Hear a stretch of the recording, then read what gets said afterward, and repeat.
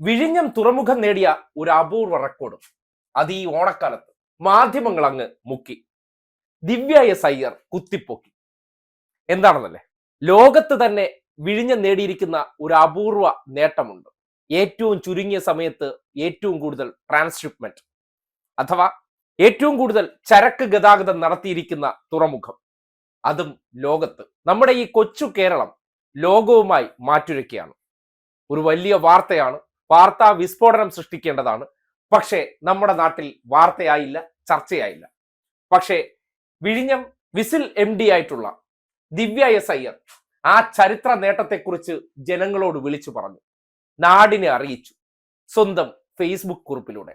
ഇക്കുറി മാവേലി മണ്ണിനെയും മദർഷിപ്പുകളെയും ഒരുമിച്ച് വരവേൽക്കാനാണ് നമ്മൾ എല്ലാവരും തയ്യാറെടുക്കുന്നത്. വിഴിഞ്ഞം അന്താരാഷ്ട്ര തുറമുഖം പ്രവർത്തനം ആരംഭിച്ച് ഒരു വർഷത്തിനുള്ളിൽ തന്നെ ഒരു വലിയ നേട്ടം കൈവരിച്ചിരിക്കുന്ന അവസരത്തിൽ കൂടിയാണ് നമ്മൾ ഓണം ആഘോഷിക്കുന്നത്.